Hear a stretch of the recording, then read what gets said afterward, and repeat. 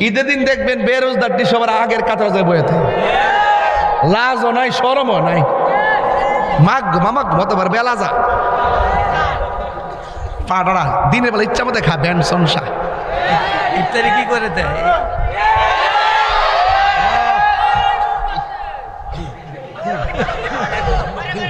মারহাবা আল্লাহ কবুল করুক।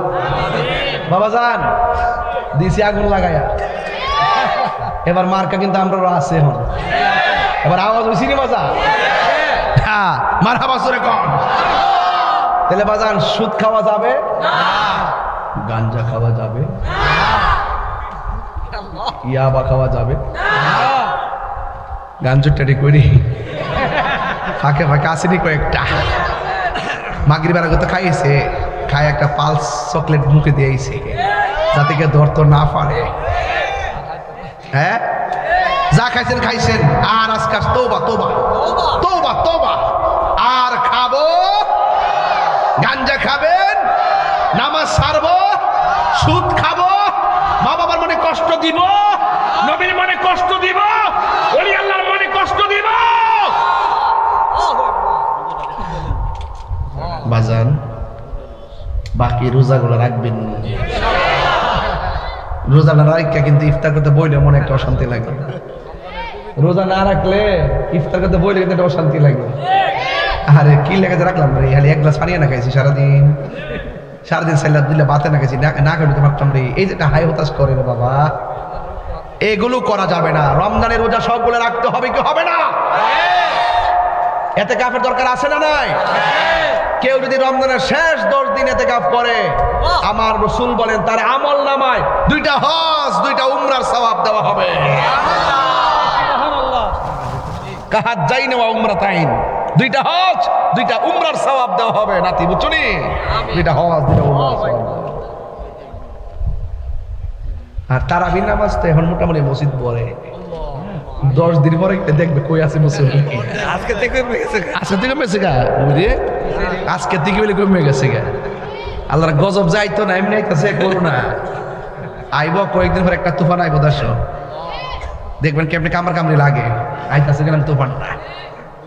আল্লাহর ওয়াস্তে, আল্লাহর ওয়াস্তে পায়ে ধরে কইয়া দেওয়া যায়, রোজা রাখবেন, 5 ওয়াক্ত নামাজ পড়বেন, তারাবিটা পড়বেন, লাইলাতুল কদর রাত্রে ভিতরে ঢুকে যাবেন গা, তানাজ্জালুল মালাইকাতু ওয়ার রূহ, একদম ফজর পর্যন্ত আপনি থাকবেন, হাত্তা মাতলাইল ফাজর, আল্লাহর পক্ষ থেকে ফেরেশতা আসবে ওই রাত্রে, আর চোখের পানি ফালাই ফালাই কাঁদবেন, ডাক দিয়ে বলবে বান্দা কি চাস, যা চাইবেন তা ওই দিবে। এক রাত গেলে কাম হইব, আগে সুন্দর করে ফাউন্ডেশনটা দিয়ে একবারে গায়রা করে লইয়া সাদরা ধরতে হইব, ঠিক আছে নি? না এমনি করে বই যাবেন গা বাক্কা দি, আগে নিজের গুছাইয়া সুন্দর করে জায়গা মতো যান, তাহলে কাজে লাগবো। মান জাদ্দা ওয়াজাদা, যে চেষ্টা করে সে পায়। জুলুম নির্যাতন করে কি কেউ পার পাবে? এবং কোন দুর্নীতি করতে পারবে? পারবে না। কত? 180। ডিমের থেকেও বেশি না? লেবু, লেবু আনছে আজকে 200 করে, ভালোই তো হইছে। পেঁয়াজ, লেবু, শসা এবং লাল শাক, নীল শাক, পালং শাক, এগুলো যদি দাম বাড়ায় দেয়, সবাই একসাথে মিল্লা 5 দিন খাওয়ান বন্ধ করে দিবেন, দেখবেন পরে পচে যাবে।